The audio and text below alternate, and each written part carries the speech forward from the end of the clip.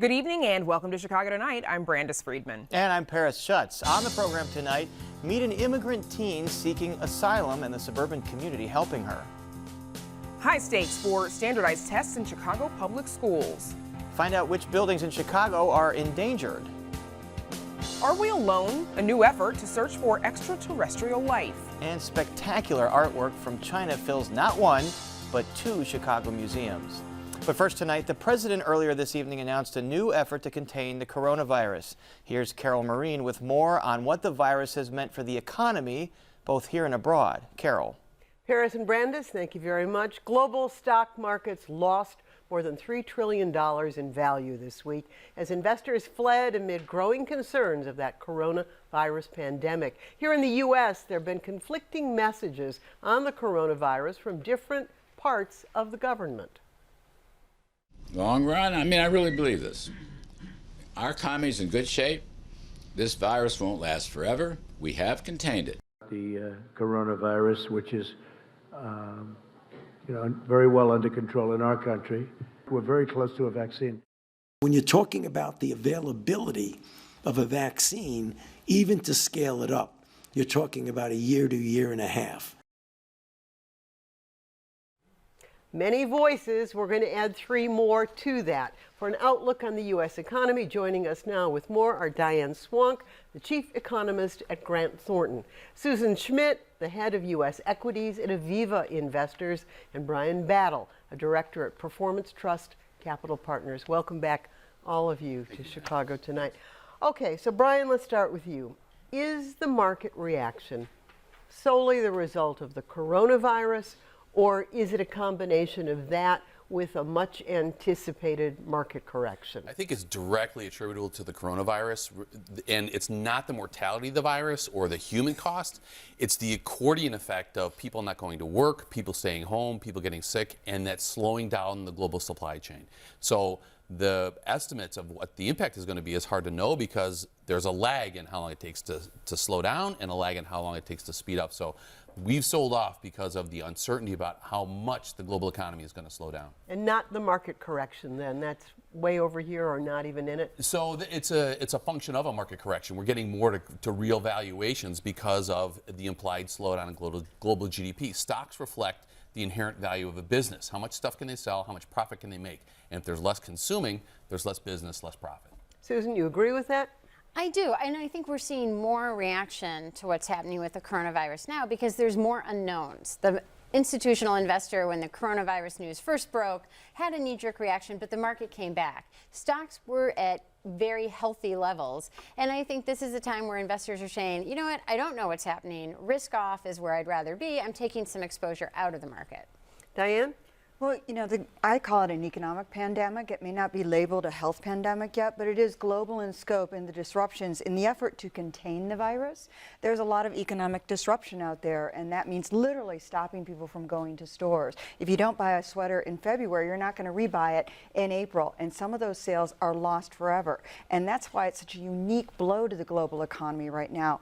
China will undoubtedly go negative. Whether they print it or not is another issue, but they'll undoubtedly be negative in the first quarter for the first time in 30 years. You know, we have gone through SARS, Ebola, flesh-eating viruses. What makes this different than those which were in the headlines, scaring us to death, and then seem to have drifted away? I think the fact that it's a new pathogen and that it was sprung on us. So it emanated from China. So we didn't get good information. They were very opaque about how big it was and how dangerous it was. What we've learned is it's very contagious.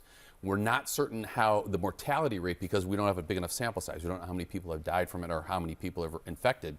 And so that's what makes this one different, is it's going to be global this time. It showed up in Italy. Now Nassau County, New York, Orange County, California is on an emergency call. So it's going to come to the U.S. We just don't know how many people are going to get it and then how sick they're going to be. But to Diane's point, it will slow down the global economy.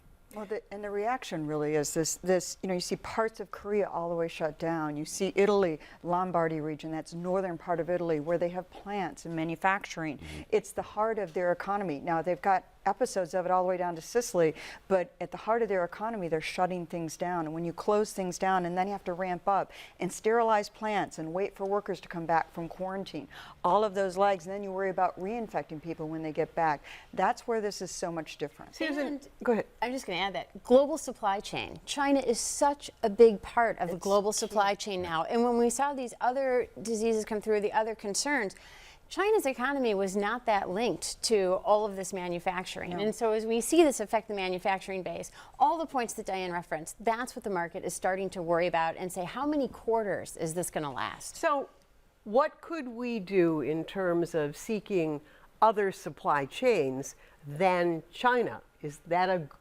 reasonable question or an unreasonable question? You know, I think it's reasonable. The irony of this is we were seeking other supply chains besides China a year ago when we were worried about the trade negotiations between the U.S. and China. So we've just substituted to a new theme now. The problem is a lot of those alternatives were looking at other places in Asia, which is where the impact is. I think that because of the impact of the virus, it's now. Shifting a supply chain takes a long time. And so it's not going to alleviate the pressure near term on the economy and profits. Right? Yeah, exactly right. You know, the parts, probably the biggest business that is affected is auto manufacturing. We import about $11.5 billion of parts from China.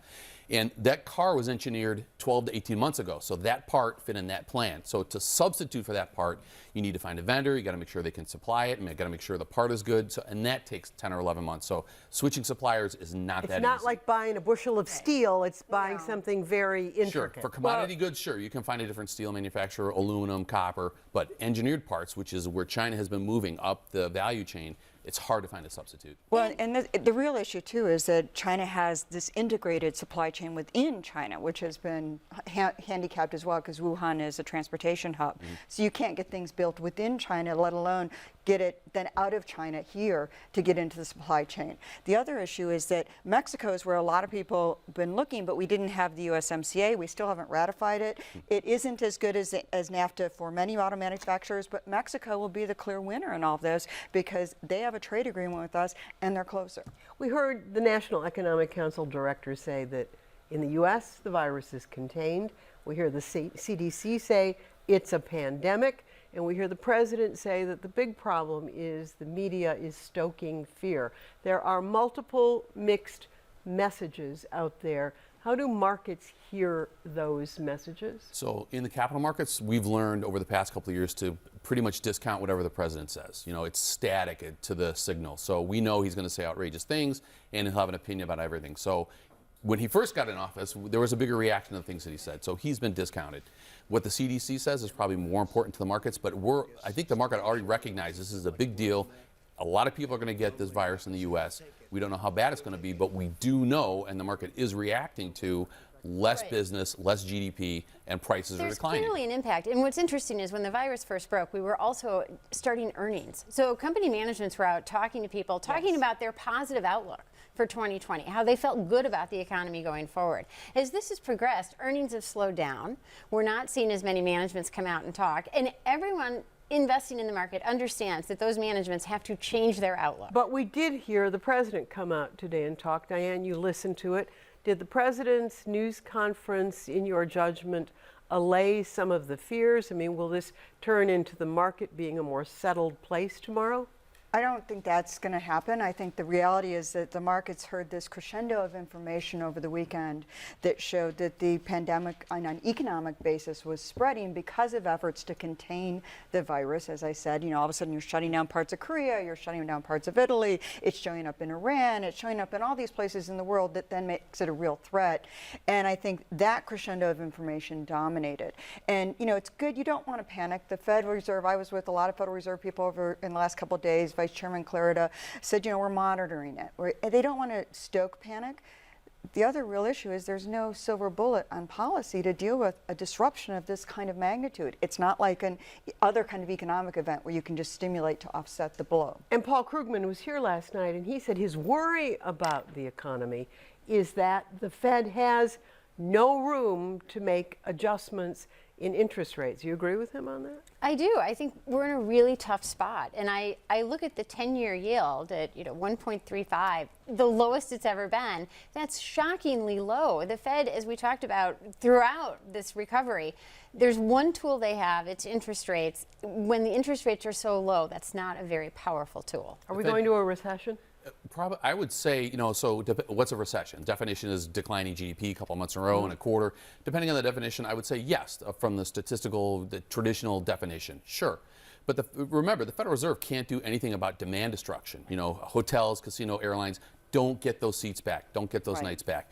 There's going to be delayed demand for, if you can't buy a Toyota today, you'll probably wait a couple months and get it when it gets shipped back here. So there's going to be a slowdown in the economy, probably officially be a recession, but once we get this through here, all that demand will come right back because the fundamentals are okay, rates are down, U.S. unemployment is really low, and we're still a consumption economy. In 25 words or less from each of you, what are you telling your clients?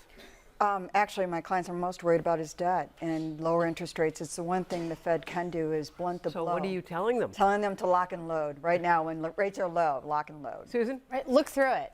This is a couple quarter event, multi-year time frame for what you want to invest in. Look for opportunity because the market's presenting some. Right? Yeah, quite a difficult time. Interest rates are at a historic all-time low. We're telling our clients to be careful, maybe borrow. It's a great time to be a borrower, but be ready because this is going to last a little while. You have to be ready because we don't know how long it's going to last. All right, Diane Swank, Susan Schmidt, and Brian Battle, thank you very much for joining us again on Chicago Tonight. Up next, one local teenager's dramatic experience with immigration and customs enforcement. So stay with us. Don't miss one of our stories. Get them all delivered to your desktop or mobile device with a subscription to the WTTW News Daily Briefing. Go to WTTW.com/daily briefing and sign up.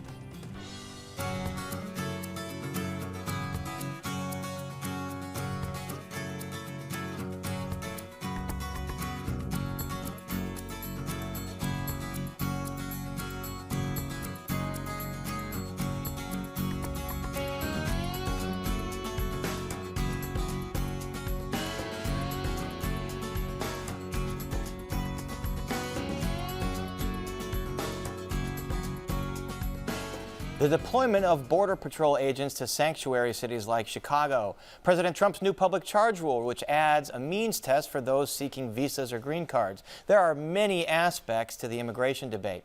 In this story, we bring a face to the immigration narrative and meet a student living in north suburban Crystal Lake. Here's Chicago Tonight's Amanda Vinicky. Homework, it's a fact of daily life for all high school seniors. But Mady Guzman-Rivas has loads of it. She's got to catch up if she's going to graduate. When I went to the school, I really liked the school. She's been back at Crystal Lake Central for a week now after missing roughly 4 months of class. In October, Guzman-Rivas and her father were arrested at an immigration court hearing.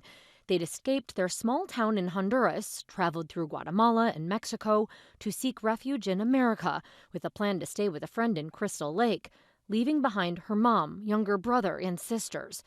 Guzman-Rivas doesn't like to talk about what exactly happened that caused her to flee, but she was a direct victim of violence. I really love my country. I love Honduras, but there is not a safe place for me.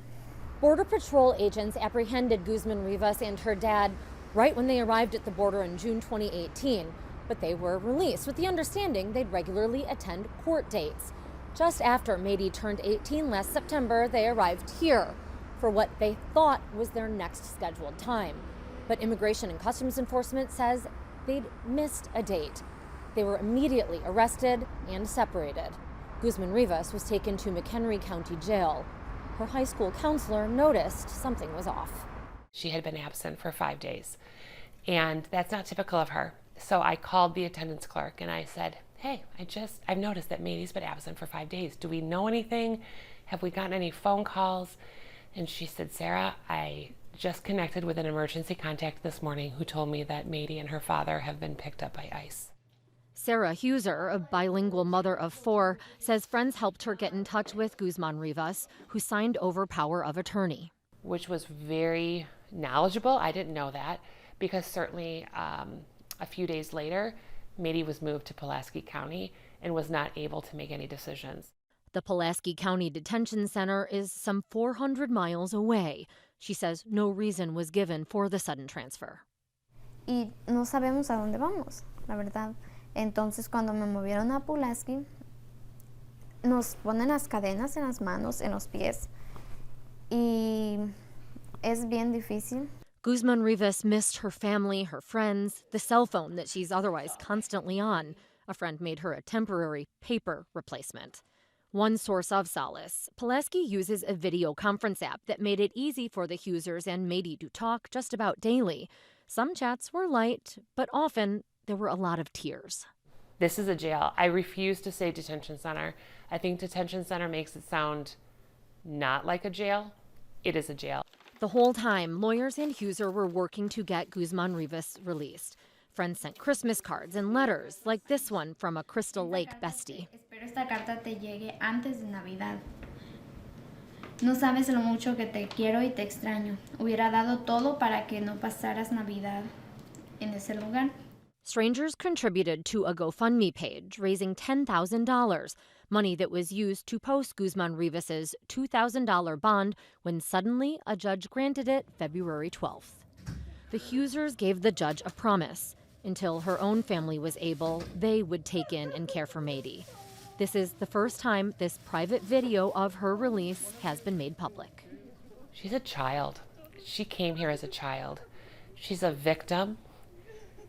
I think as a mother, I can't imagine my child suffering the way that she did and having anyone say, "We don't want you here." When she's not busy with all of that homework, Guzman Rivas spends time taking selfies, hanging out with her friends, playing games with the Huser kids. All of the people that have helped me, that they know that I'm really grateful for all the support that I have received in here in the United States. I'm going to be always grateful. Bless the food before us, the family beside us. Especially to the Huser family. Amen. Guzman Rivas's next big test, fighting for asylum. There's no timeline for her case, but Crystal Lake Central's graduation is May 16th. For Chicago Tonight, I'm Amanda Vinicky. What's your low light? Unlike most court documents, immigration case files are private, barring express approval from the parties involved.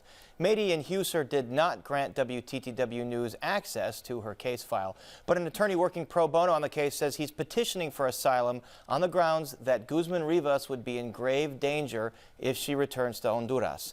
There was a status hearing this morning, but no material updates on her case. Guzman Rivas' dad was also released earlier this month. Father and daughter are in touch.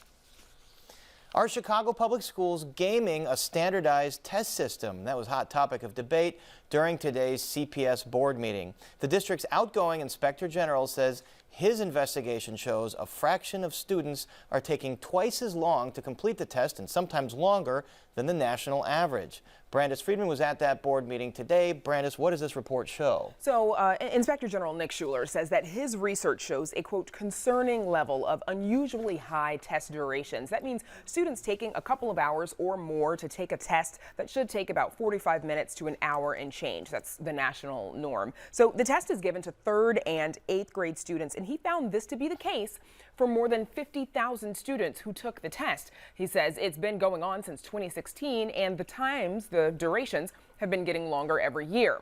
His research shows here, this is the gap that shows between the amount of time it takes a CPS student to complete the test compared to the national norm. Schuler also noted a very small amount, 4% of tests had a high number of what are called pauses. Usually a pause is just for a trip to the bathroom or a problem with the technology.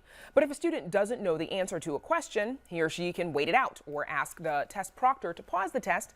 And after 25 minutes, the computerized test introduces a new question, and the student might have a better chance of getting this one right. Now, where it gets tricky in his report, Schuler stops short of saying that there's outright cheating happening, but says most of these higher instances were clustered in the same few schools that he does not name in his report. He says the concern here is that there are high stakes attached to these tests. This is a major concern given the many ways CPS uses these results. However, in untimed tests that carry stakes for students, teachers, principals, and schools, high durations and pauses could also be indicative of improper attempts to win higher scores or gains. OIG interviews with a small sample of 20 students and 10 teachers suggested this might be the case in certain instances. Now, among those stakes, these test results are used to promote students to the next grade or for admission into a selective enrollment high school. They're also used for teacher evaluations for math and reading and for the school quality rating policy, which is the district's way of rating schools. Even the Chicago Teachers Union in particular argues that while teachers support assessments, attaching them to such high stakes is dangerous. We think the SQRP and the school's ratings policies put too much pressure on these tests, which in turn drive a number of other adult consequences, and the logical outcome of that is that people game tests. And if we want to stop gaming tests, we need to look at the SQRP and the underlying policies. So, Brandis, what is the Inspector General recommending here? So Schuler's recommendation include hiring a test security expert. The district says it's already done that. Also setting time limits on tests for general education students and keeping math and reading teachers whose evaluations are tied to student performance on these tests from proctoring their students' tests. Now, the district says Schuler's research did not find any correlation between test duration and high academic growth. Just because the students took longer to take the test doesn't mean they were able to successfully game the test and get a higher score. The headline is, I think, there in the IG slides that there is no causal relationship, but just to sort of, again, help our stakeholders interpret this data, we don't want to draw conclusions that aren't warranted or substantiated by any evidence. The NWA test was intentionally designed to have flexibility as it is an untimed adaptive assessment. The OIG performance review has revealed that the NWA assessment flexibility has resulted in long durations and inconsistent pause usage. These findings illustrated the need for additional guidance, clearer policies, protocols, and strengthened training.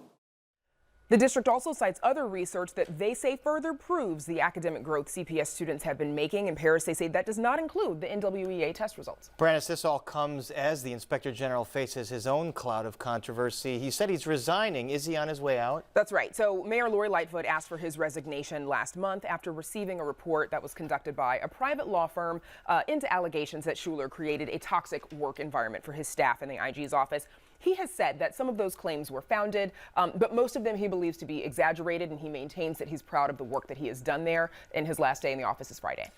And if I'm not mistaken, this is the first board meeting since all the stuff at Lincoln Park High School has happened. 2 administrators, among many, have been ousted. What happened at the board meeting with respect to this? Yeah, so a couple dozen very passionate parents spoke along with community members and a basketball player, actually, because some of this controversy has surrounded the basketball team.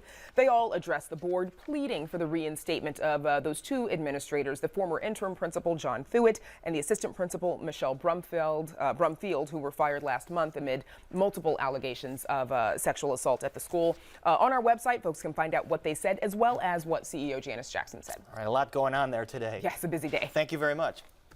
And now to some more of what's making news in Chicago tonight. Multiple people have been reported dead in a mass shooting at the Molson Coors complex in Milwaukee. Milwaukee Mayor Tom Barrett is confirming the fatalities, although he did not give an official number. But city officials do say the alleged shooter is among the dead. This after the shooter reportedly entered the building that houses 600 employees of the beer company. Shooter has not been named, and police say there is no longer an active threat. Cook County Board takes a step to consolidate more power over the county's massive hospital system. County commissioners on the board's Health and Hospital Committee voted to give the full board a say in choosing the hospital system's CEO. The committee also voted in favor of requiring the hospital system to collaborate with the county board president's office on policy and budgetary matters. The ordinance was pushed by Cook County Board President Tony Preckwinkle and faces a full vote from the county board tomorrow. We'll get ready for round 2 of the e-scooter pilot program. Aldermen attended a hearing on the second pilot today, and their takeaway, keep them off the sidewalks this time. Chicago Transportation Commissioner Gia Biaggi says the city may require scooter users to lock the vehicles to a rack or a pole at the end of their ride to reduce all that sidewalk clutter. Biaggi also says only the 10 companies from the first round of the pilot will be eligible for this second round, and no word yet on what parts of the city will get the scooters in this round. We've got more on today's hearing on our website. Well, the U.S. House overwhelmingly passes the Emmett Till Anti-Lynching Act. The bill was introduced by Chicago Congressman Bobby Rush. It officially outlaws lynching and classifies it as a hate crime. Rush says the bill gives justice to more than 4,000 victims of lynching, most of them African American. And he says the bill sends a powerful message. A message about what we are as a nation, our country's values, and more importantly, what we as Americans stand for and what we will tolerate and what we will not tolerate. As for the weather, a lakeshore flood warning in the city is set to expire right about now with very high lake levels. As for tonight, some possible lingering flurries, otherwise clear with a low around 23. And then tomorrow, partly sunny with a high near 32. And still to come on Chicago Tonight, we hear about the historical significance of endangered buildings all across Chicago. Is there really extraterrestrial life out there? A new effort hopes to answer that question. A massive carpet made from 500,000 cigarettes and other amazing artwork from China. And our Spotlight political team on the race for Cook County State's Attorney, plus more on the upcoming Illinois primary. But first, some of today's top business headlines. Here's Crane Chicago business editor Ann Dwyer. Paris, the Chicago firms that built a prominent West Loop skyscraper 3 years ago are shopping for a new investor to recapitalize the property or even buy it. The developers have hired real estate services firm Jones Lang LaSalle to help market the million-square-foot tower at 150 North Riverside Plaza to prospective investors. That's according to the industry newsletter Real Estate Alert. The owners have nearly filled the tower with tenants and now aim to sell a 49% interest in the building, but they are also open to selling the whole property. A deal could value the 53-story tower at around $900 million, making it one of the priciest downtown office properties in the city's history. Meanwhile, the American Medical Association announces it's joining West Side United, a coalition of health systems focused on improving health outcomes on Chicago's West Side. As part of its involvement, the Chicago-based AMA will invest $2 million over 2 years in community development financial institutions.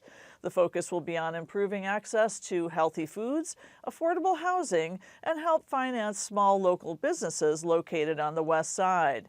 6 Chicago-based health systems already participate in the coalition, including Rush University Medical Center, Lurie Children's Hospital, Amita Health, Cook County Health, Sinai, and the University of Illinois. And finally, the James Beard Foundation has named 19 Chicago area restaurants and chefs as semifinalists in its annual awards honoring excellence in the restaurant industry.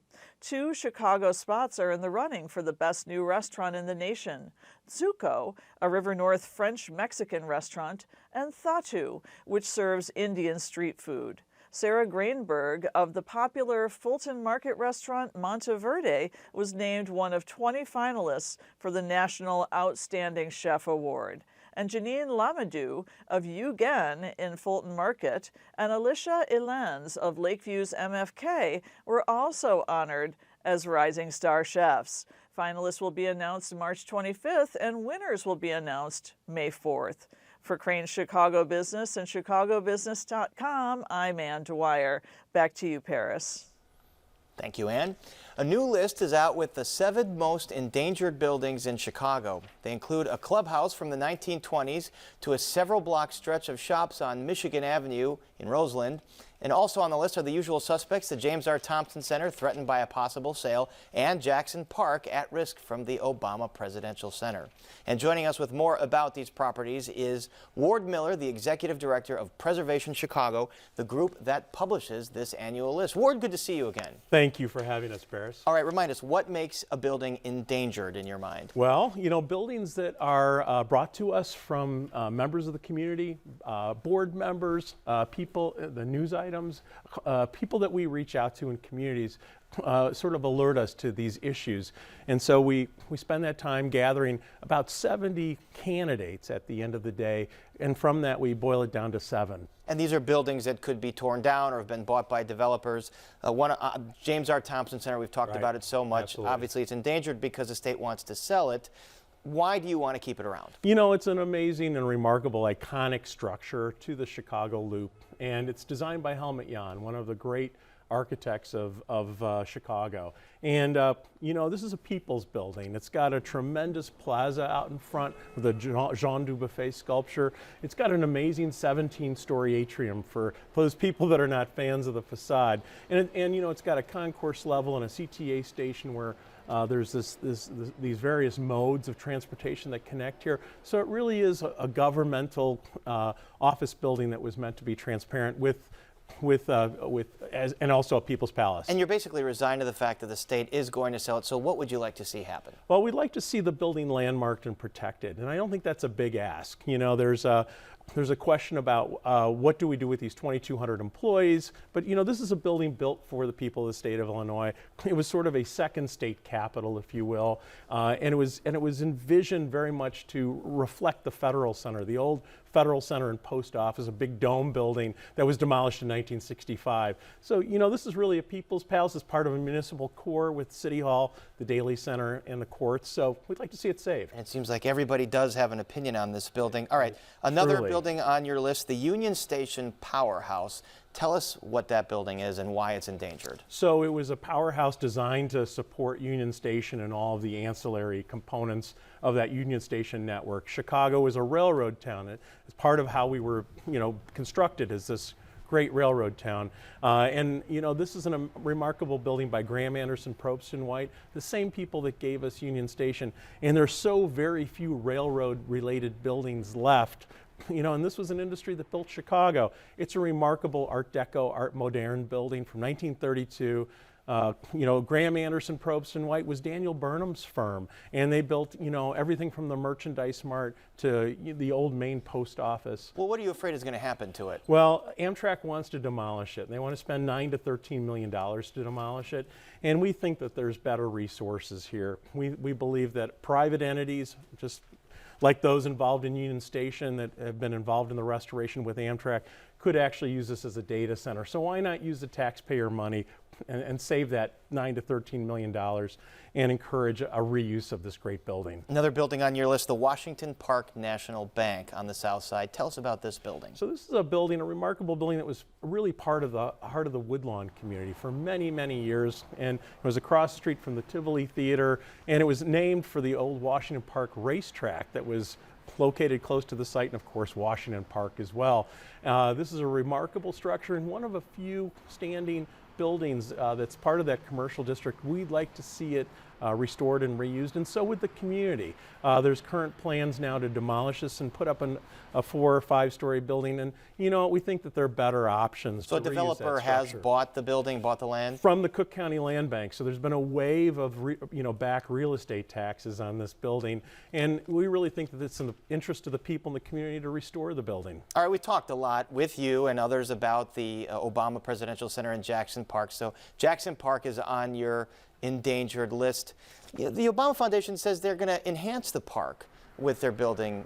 What about that argument? Well, you know, nobody can enhance a Frederick Law Olmsted landscape. You know, I mean, that's ridiculous. So, you know, a 20-story building and 2 or 3 other ancillary buildings on 20 acres, taking 20 acres of Jackson Park is really not a good thing. You know, we can put this across the street. There's plenty of land nearby for the University of Chicago and the City of Chicago and the CTA own, next to the Green Line tracks, across the street from Washington Park as well, on 9 acres over there. So why not find a site that's not a publicly owned land, not the site of the women's building designed by Sophia Hayden, the only woman architect of the World's Fair, and why not try to relocate this out of the park, the People's Park? It does seem like a fait accompli, although there hasn't been any any construction yet, and there still are federal reviews. I want to focus on the Chicago Town and Tennis Club. We have some pictures of this. This is on the north side. Right. Tell us the significance of this building. It's a remarkable Tudor-style building, very picturesque in its quality, designed by George Mayer and his firm George W. Mayer and Son. Philip Mayer, both very important architects. George Mayer, very much a part of that prairie-style movement in architecture, very close to Frank Lloyd Wright in terms of his work, but also a very diverse architect that had a great palette, along with his son Philip Mayer. Both of these architects, father and son, have buildings that are landmarked or in landmark districts across Chicago. They're both very important.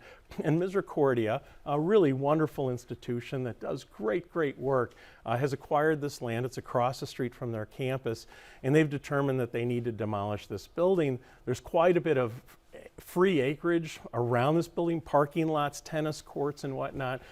We'd really like to come to we're working with them to come to some sort of resolution on this. Well, as I understand, Misericordia says the building can't house what they need to do on this site. So what is the resolution? Well, one of the resolutions, or one of the ideas, I should say, one of the alternative ideas is to move it 200 feet to 300 feet onto Emerson Park, which was actually part of the original Move the house?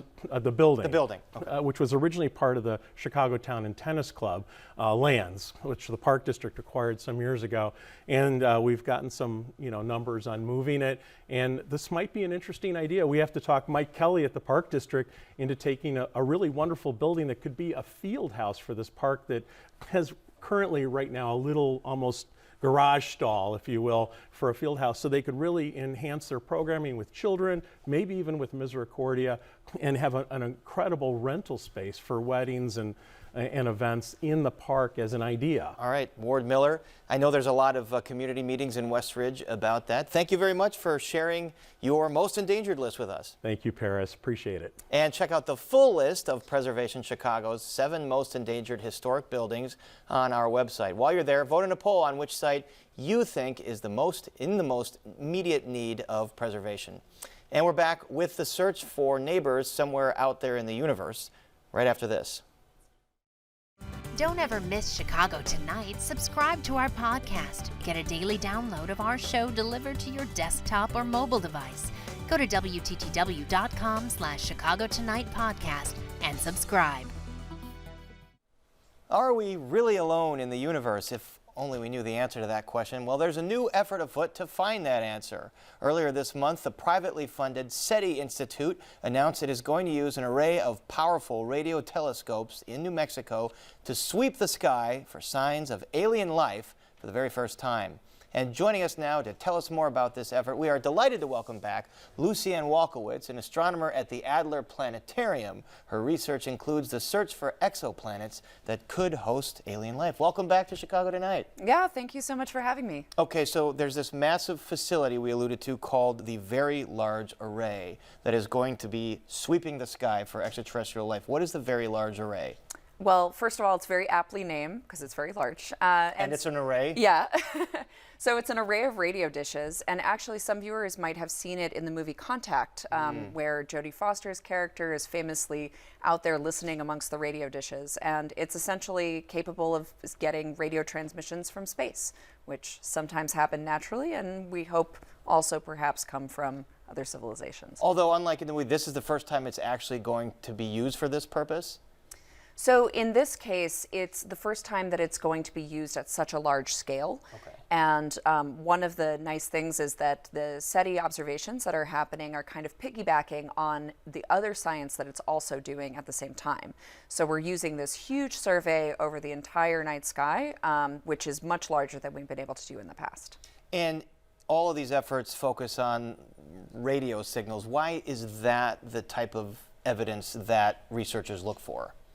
Well, historically, SETI has focused on, where SETI is the search for extraterrestrial intelligence, has focused on the radio by analogy with the Earth. Back when the first SETI search was conducted in 1960, we used radio telescopes because we use radio for communications here on Earth. And the idea was that if you wanted to generate a signal that would send some kind of message, or if you just happen to be using radio communication on your planet, it might be easy to eavesdrop or receive that signal. So it's kind of like a first guess based on our technology that we use to communicate. And it's assuming some other civilization might use that technology too, but is there other evidence that researchers could look for? Certainly. You know, when we look for planets around other stars, one of the big projects that we're hoping to get more into with the launch of, for example, the James Webb Space Telescope is sampling the atmospheres of those stars using remote sensing. So we're not going there scooping a cup of the atmosphere, if only we could do that. But we can actually look at the chemical fingerprint of that atmosphere and see whether there might be signs of life modifying the chemistry of its atmosphere, just like we do and other life does here on Earth. You worked for years on the Kepler Space Telescope, which has since been retired, but it's done amazing work finding exoplanets, aka planets outside the solar system that could be in the habitable zone. There's a new system to search for these. Tell us about that. Yeah, so the Transiting Exoplanet Survey Satellite, or TESS, is the sort of follow along to the Kepler mission. It's a space telescope that similarly surveys planets or looks for planets around other stars, and it does so with some of the brightest stars that are closest to us. So where Kepler was finding what percentage of stars might have planets, TESS is really finding our nearest neighbor planets. And I've read that as many as 50% of stars out there in the universe could host planets that fall into this habitable zone that would support life. Does that increase the odds that there is some kind of life out there? Well, the trick of it is that it gives us a lot of places that we could look for life. It unfortunately doesn't tell us whether any of those places are habitable, truly inhabitable, or actually inhabited. And that's why searches like SETI or searches for the chemical fingerprint in the atmospheres of these planets is so necessary, is that if you're a scientist, it's not good enough to guess. Speaking of scientists, famous one obviously, Enrico Fermi, there's the Fermi paradox that states that if there were intelligent life out there, it would have contacted us by now. Is that a valid presumption? You know, my take on it is that the Fermi paradox isn't much of a paradox because historically speaking, SETI has been almost a fringe science, and it's been really hard to get support for SETI. So one of the things that we're seeing now is that these SETI initiatives, like the one that is happening between the SETI Institute and the VLA, are really ramping up, and there's getting to be more attention and more resources devoted to it. So you can't say that something's a paradox and that it means something if you haven't found aliens, if you haven't looked very much. So we've only done a little bit of searching so far, and now we're expanding that. And on the other end of the spectrum, Stephen Hawking has said that if we were to encounter some kind of other intelligent life, it could go the way colonization has gone on this planet, aka not very good. Do you agree with his hypothesis? It's certainly possible. I like to be more hopeful than that and think that, you know, we don't know anything about what another intelligence might do or what its motivations might be. And it's possible that something that has the technology to contact us or even to visit us, if that were to be a thing that was possible, you know, it's possible they might have solved other problems. They might have answers to our diseases. They might have solved issues around sustainability that we're facing, since they'd obviously have a really great space program, so they must have figured out how to handle the other stuff too. Absolutely, they'd be super advanced if they found our way to us. We're talking about intelligent life. What about non-intelligent life? What about some kind of microorganism? Do you have faith that that exists somewhere out there? I mean, I certainly hope that life in all its myriad forms exists somewhere, because I work on SETI as well as the study of planets around other stars, so I'm wasting a lot of time if I'm wrong about that. So, you know, I think it would be equally exciting actually to find microbial life. You know, certainly when we look at that chemical fingerprint in the atmospheres of these planets, you know, life that arose here, cyanobacteria, these very ancient organisms, is responsible for the oxygen that we breathe today. Yeah. And so I think finding not just, you know, life that builds radio telescopes and sends signals into space, but life that just exists on its planet is interesting in and of itself. Life very much shapes the planet that it exists on. Absolutely. You work a lot on ethics of space exploration. I'm curious what you think about the fact that there's so many of these kind of billionaires, Elon Musk, Jeff Bezos, am I forgetting one, Branson, who've kind of taken over this realm of space exploration and the future of humanity. Is that concerning to you? Well, I would say that they've been very good at marketing the idea that they're taking over space exploration. But really, in the case of all of these new space companies, private companies have always been part of space exploration, and they've always been part of working with NASA to conduct space missions. So with these new companies, yes, I think there's very much a lot of rhetoric around them being sort of sole actors. But space is really challenging, and it takes a lot of cooperation and collaboration to do that. And really what they're all vying for is to be NASA contractors as well. So some of that stuff I take with a heavy dose of salt, but I also think that billionaires shouldn't decide what our future looks like. But the more the merrier involved in this exploration. Sure. All right, Lucianne Walkowicz, thank you for pondering the big questions with us, as always. Thanks for having me. And now to Brandis with a look at an art show that takes up space in 2 museums. Brandis. Paris, thank you. This month, the international art fair Art Basel Hong Kong was canceled due to the coronavirus outbreak. Chicago, too, was affected when a host of Chinese artists could not attend the local opening of a massive art show due to the travel ban. But their wild and spectacular artwork didn't have to travel far. It came in from a Los Angeles museum to the Chicago museum that organized the exhibition. The show is so big, it's actually in 2 locations. Jay Shevsky has the story. At the Smart Museum of Art on the campus of the University of Chicago, what looks like a giant animal hide carpet reveals itself to be 500,000 cigarettes. There's an interactive piece made of heated steel and water, and a tent made of human hair. More on that later. At Wrightwood 659 in Lincoln Park, giant works of art fill the atrium. Inside the galleries, a wave of paper and bamboo appears ready to crash. The artworks at both locations have in common size, spectacle, and a thoughtful approach to uncommon materials.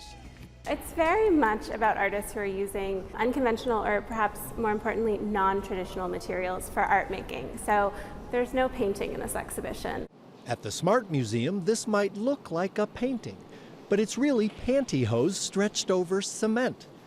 Look closely and you can see runs in the stockings. This canvas was made with exploding fireworks. And at Wrightwood 659, chains made of silkworm cocoons and polyurethane hang from the gallery ceiling. But many of the artists have not seen their works in these new locations. We were hoping that most of the artists in the exhibition would be able to join us to celebrate the exhibition's opening, but unfortunately, because of the travel bans related to the COVID-19 virus, they weren't able to join us in Chicago. The artwork and installations came in from LACMA, the Los Angeles County Museum of Art. The exhibition is called The Allure of Matter. It was conceived at the University of Chicago by Professor Wu Hung, who's on sabbatical at Princeton. He told us via email that many works are, quote, negotiating with the concept of monumentality by creating visual spectacles with fragile materials. There's more from the professor on our website. Now, about that hairy house. This piece behind me is actually a work that's made by Gu Wenda. He's been making works as part of what he calls the United Nations series with human hair. And it's a work that talks really about the history of the United States as a country of immigrants. So it thinks about immigration, it thinks about multiple people coming together, and it thinks about America as a melting pot, which feels important at this moment. At the museum in Hyde Park, there's also a work by the famous Chinese artist and activist Ai Weiwei. And at the exhibition space in Lincoln Park, artist In Xiao Zhen documents the transformation of a neighborhood in Beijing with photographs and building tiles.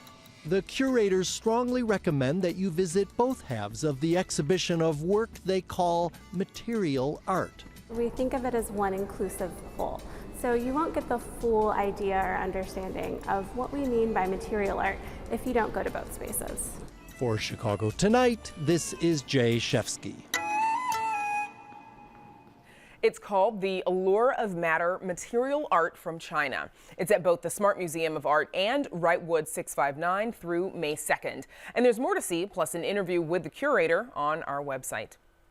T-minus 3 weeks until Illinois primary voters go to the polls. Will the state have a big role to play in weeding out the Democratic presidential field? And how will the contentious and heavily financed race for Cook County State's attorney shake out? Here to answer those questions and more are our Spotlight political team of Amanda Vinicky, Paris Schutz, and Carol Marine. Hey again, everybody. Good to see you again. Good to see you again. Haven't seen you in a while. Okay, so Jussie Smollett appeared in court earlier this week to plead guilty, to plead not guilty to his new charges this week. Carol, how has this impacted the state's attorney's race? You know, I think for people who are hardened in their positions, doesn't affect him at all. For those who are never going to vote for Kim Foxx, they're still never going to vote for Kim Foxx. But she still has a fairly substantial base in African American and Hispanic communities who believe that while Smollett may have been a big mess, it isn't first on their mind. What's on their mind are questions of proportionate justice. And then there are three, there are three white candidates dividing up the rest of the field.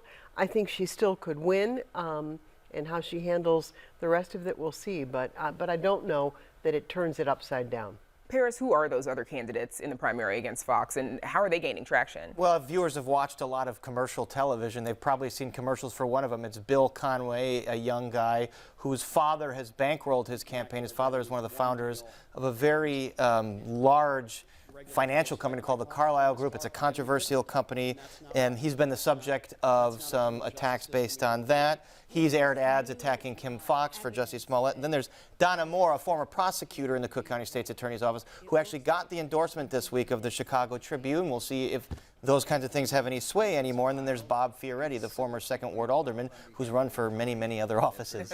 Yes, we've seen him run for several. So Bernie Sanders has a lot of momentum in the presidential primary right now. Amanda, is this momentum reflected in Illinois? It certainly is. We had a poll from the Paul Simon Public Policy Institute, and while there are some questions a little bit about how exactly this poll was conducted in terms of the demographics, by and large, it showed what most people believe to be true, particularly considering what ground game is going on in Illinois right now, and it did put Sanders in the lead. This poll put Sanders at 22%. Bloomberg, who, again, sort of like Conway, you're seeing those commercials all the time, no matter what station you're watching, edging up there, 17%, even though Bloomberg has not been in the race for all that long. And then that's followed by Biden, Buttigieg. You see a bit of a break before Klobuchar, and then Warren coming in last in terms of like the 6 candidates that are still really viable and running. So, of course, a lot is riding. We're going to see what happens in these other states, but March 17th coming up. Carol, as we get closer, how important do you think Illinois is going to be, our primary? You know, selfishly, I wish it was very important. And there still may be some juice left, because unless Bernie Sanders is just sweeping in and it seems like it's a foregone conclusion. I don't think so. And, you know, the Illinois Democratic Party, for instance, doesn't seem to be lined up with anyone in particular. You got Danny Davis for Biden and Bobby Rush for Bloomberg. Buttigieg has a constituency, Sanders, Warren.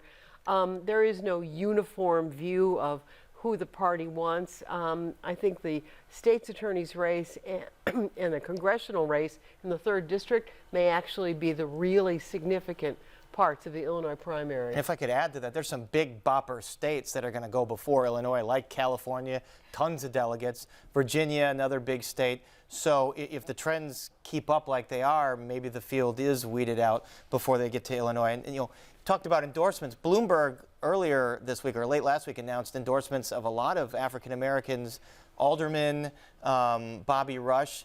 And it's curious to me, why did they feel like that? They threw a press conference announcing their endorsement. Well, what's behind that? I mean, do they really believe that he is the best candidate for their interests, or is there campaign money being promised because he's funded a lot of campaigns over his life? So that's kind of interesting. You know, and before we move on, I want to get a chance to get in big boppers. So I like that, Paris. You seem so young to know. In terms of big bopper turnout, I do think it is a bit early there. I spoke with, for example, the Chicago Elections Board. We don't really have recent statewide numbers, but we're on par right now with early voting, which has already, of course, gotten underway, and you're going to see that increase likely come Monday. Right now, we're about on par with where we were 4 years ago. We could see that change, particularly as you see a more aggressive vote by mail campaign, particularly in Chicago with the Board of Elections here. That could drive up all of the numbers and make all of these races particularly interesting. And Amanda, we've got about 30 seconds left. I want to get to Governor Pritzker. He's been on the defensive this week about the education funding and his proposed budget. What's he saying? Well, he's been on the defensive because really his budget rides on this graduated income tax constitutional amendment. And if it does not pass, schools would get chopped. That is something that is making it very difficult for planning, for superintendents and for principals that are trying to get their fiscal houses in order themselves, especially when he has prided himself on being the governor that is getting money to education. So a lot of pushback on that early on, even from members of his own party. All right. Thanks to Amanda Beneke, Paris Schutz, and Carol Marine, as always, our Spotlight Politics team. That was fast. It always flies by. And we're back with we're back with what's on tap for tomorrow night, right after this.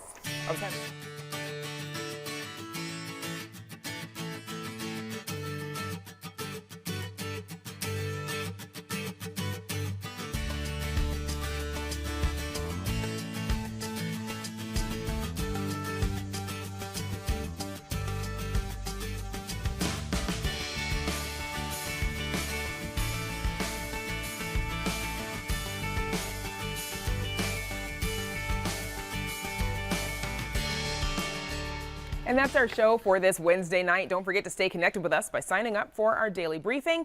And you can get Chicago Tonight streamed on Facebook, YouTube, and our website, WTTW.com/news. You can also get the show via podcast and the PBS video app. And please join us tomorrow night live at 7. And we leave you tonight with more contemporary Chinese art at the Smart Museum of Art in Wrightwood 659 through May 2nd.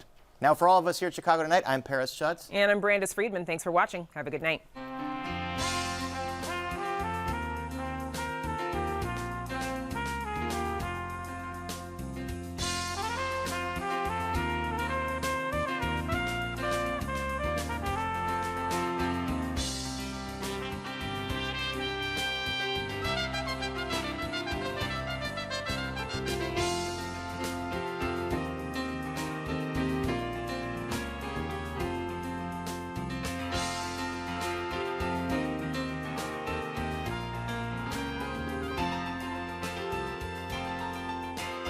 Closed captioning for this program is brought to you by Robert A. Clifford and Clifford Law Offices, serving Chicago as a personal injury law firm since 1984.